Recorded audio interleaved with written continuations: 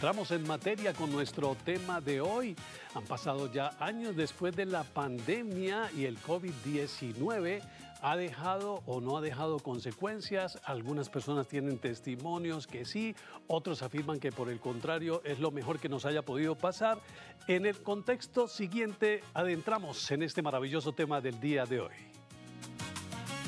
La pandemia de COVID-19, conocida también como pandemia de coronavirus, fue una pandemia derivada de la enfermedad causada por el virus SARS-CoV-2.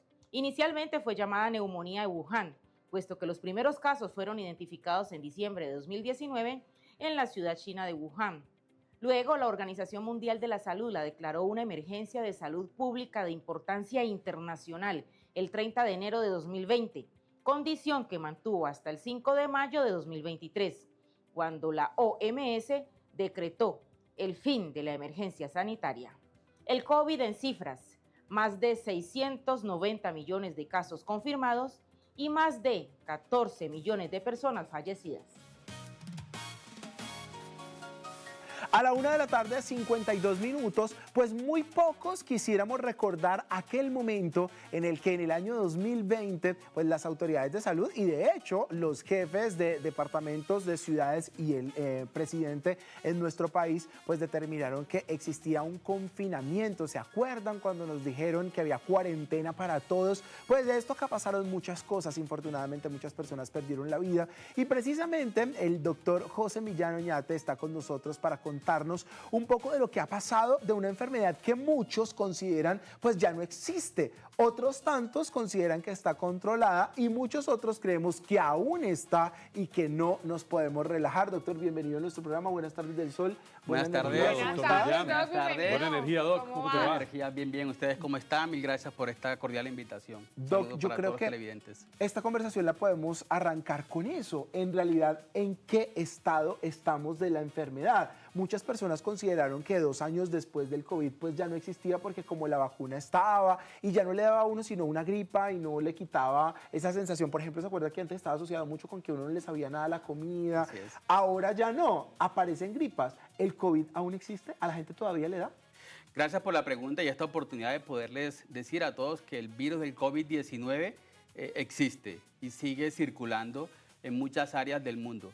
Es cierto que con la vacunación y con los antecedentes previos de infección, tal vez el impacto a nivel mundial se ha disminuido, pero todavía existen personas muy susceptibles y muy vulnerables a que puedan tener complicaciones con este virus. Por ejemplo, en el año 2025 en Colombia tuvimos varios picos respiratorios y en esos picos respiratorios el virus del SARS-CoV-2 que causa la COVID-19 ocupó en alguno de ellos el segundo o el tercer lugar como el agente etiológico responsable de estas infecciones virales. Doc, usted menciona unos picos y eso es bastante interesante porque cotidianamente uno escucha decir a personas, no, es que siento una gripe, eso es por rezagos del COVID, ¿cierto? O el COVID prolongado, o es que yo tuve COVID y me dio 2 veces o me dio 3 veces y me quedó este síntoma, me quedó doliendo aquí, me quedó doliendo allá, como que genera unas secuelas en algunas personas de acuerdo a lo que ellos manifiestan, por supuesto, el haber tenido COVID o incluso el haber tenido la vacuna y no haber estado infectado con el virus.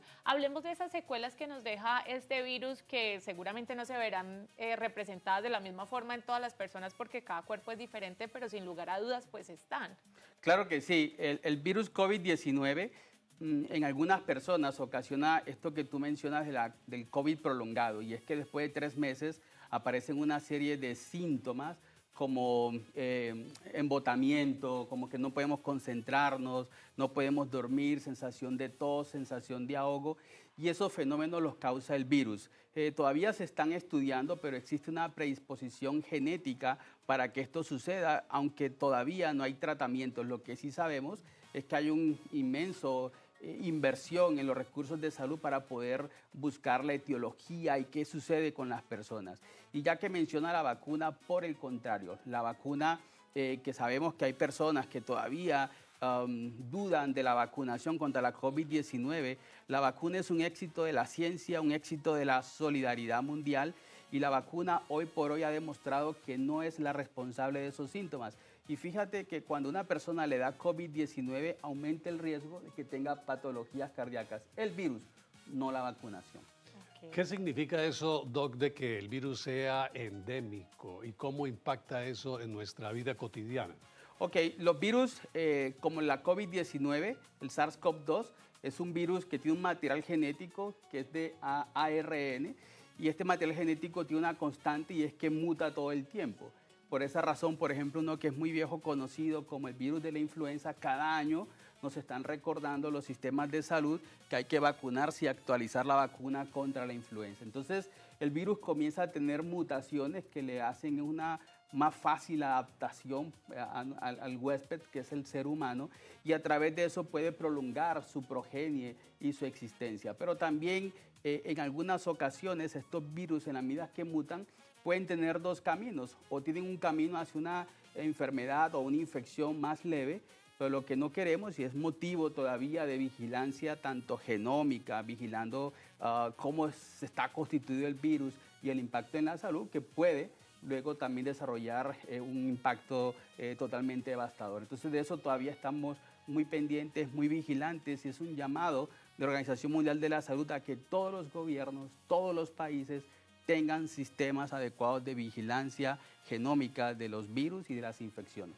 Doctor, yo lo único que pudiera rescatar dentro de, y espero aquí no equivocarme con lo que piensan o consideran mis compañeros y los televidentes, pues es que lo único bueno que quedó de la pandemia realmente fue el entender que teníamos unas herramientas que nos permitían desde casa ejercer algunas labores y de pronto no, hasta para las mismas empresas en este tema de alquileres y esto, pues acudir a ellas directamente. Entonces el trabajo en casa y el permitir estos otros ambientes, pero quiero hablar de una cosa que trajo consigo esto y tiene que ver con los problemas de salud mental, que no sé, 6 años después, cómo estamos frente a esto. La cantidad de personas con depresión aumentó casi que considerablemente en comparación a las personas que se contagiaban de COVID. El solo hecho de estar encerrados, pero de enfrentar una situación como estas, pues llevó a que muchas personas tuvieran problemas de salud mental. En ese pedacito, ¿qué ha pasado en 6 años?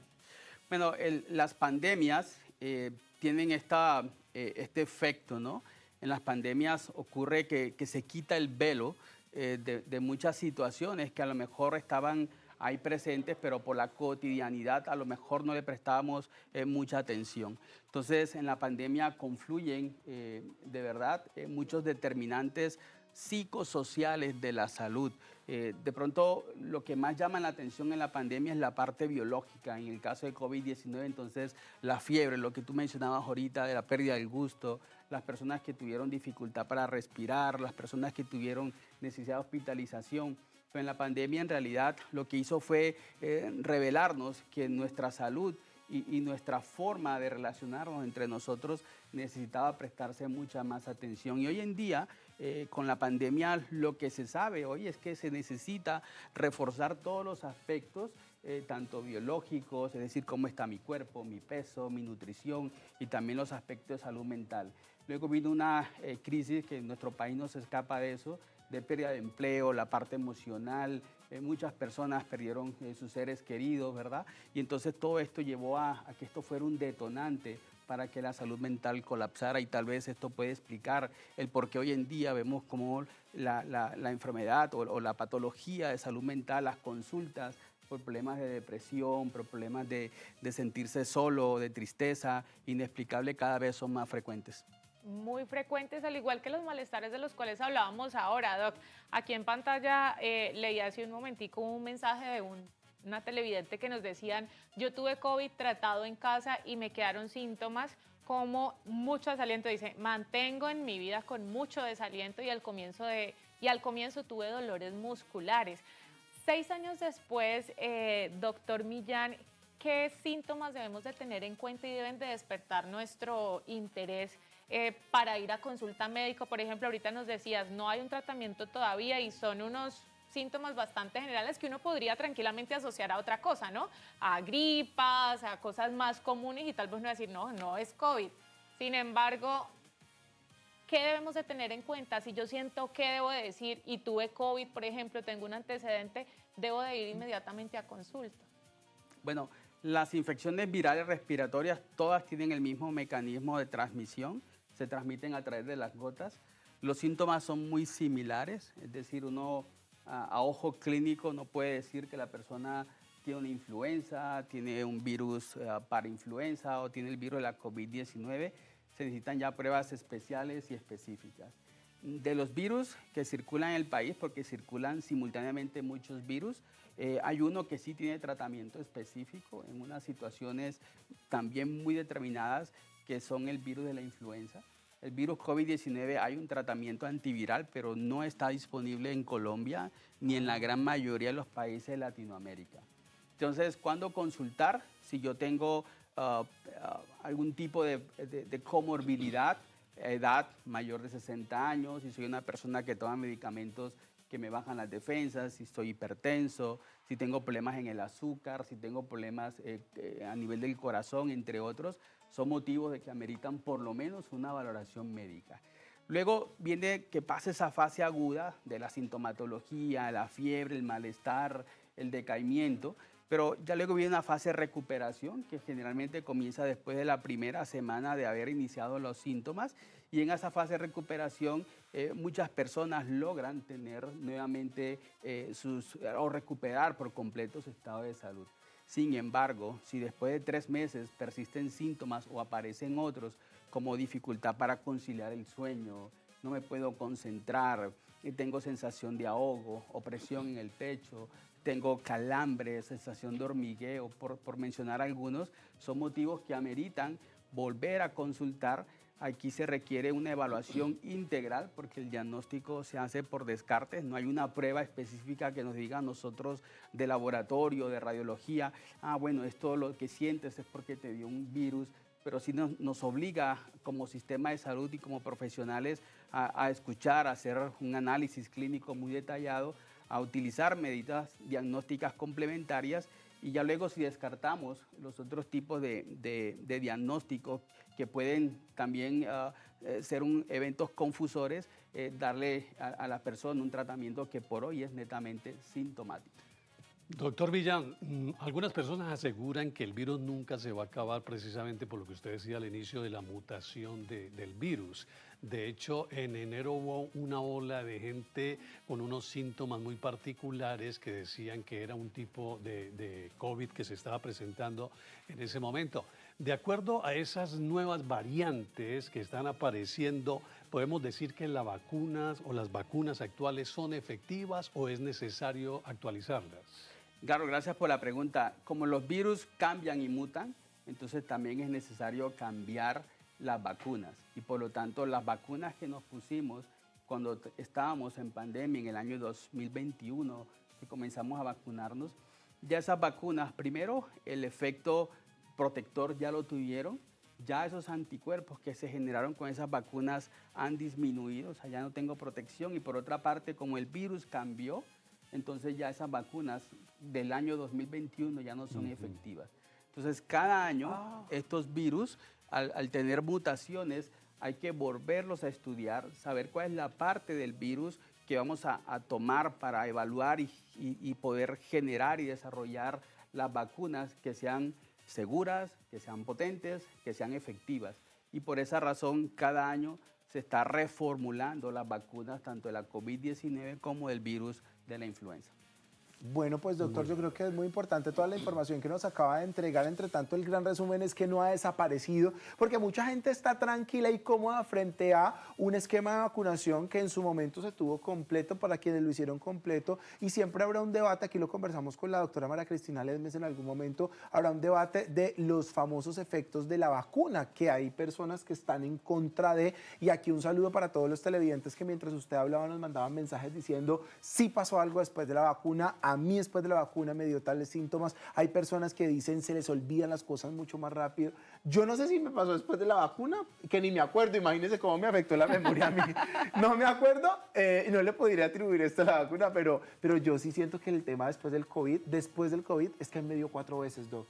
El tema de la vacuna, el tema de la memoria a mí sí me afectó, y eso que yo me vacuné, pero me dio 4 veces sagradas, Doc, de esas que uno perdía el olfato Doc, muchísimas gracias por habernos acompañado. Buena energía. Buena energía, Doc, muchas gracias. Mire, ¿qué ha pasado? En 6 años nos podemos dar el puñito. Antes tocaba con distanciamiento, ¿usted se acuerda, Mauro? Sí, de sí. hecho, este puñito nació con este tema de la pandemia del no nos podemos saludar de apretón de mano ni de abrazo. Así es. Muy bien, bueno, pues vamos a hablar de esas 5 cosas que nos quedaron después del COVID con esta nota que nos trae nuestra compañera Fernanda Gómez. El mundo cambió y aunque la pandemia quedó atrás, sus efectos siguen más presentes que nunca. Hoy te contamos 5 cosas que cambiaron después del COVID. Número 1, la higiene se volvió prioridad. Lavarse las manos ya no es opcional, es pan del día a día. 2, el teletrabajo llegó para quedarse. La casa se vuelve nuestra oficina y cambia la manera de trabajar. Número 3, más conciencia sobre la salud mental. Hoy se puede hablar sin miedo de ansiedad, estrés y bienestar emocional. Número 4, uso de mascarillas cuando estamos enfermos. Un hábito que demuestra el respeto por los demás. Número 5, mayor interés por las vacunas. Las personas preguntan más, investigan más y toman decisiones acertadas. El COVID-19 no solo fue una emergencia, fue un punto de quiebre que redefinió nuestra manera de vivir, cuidarnos y relacionarnos.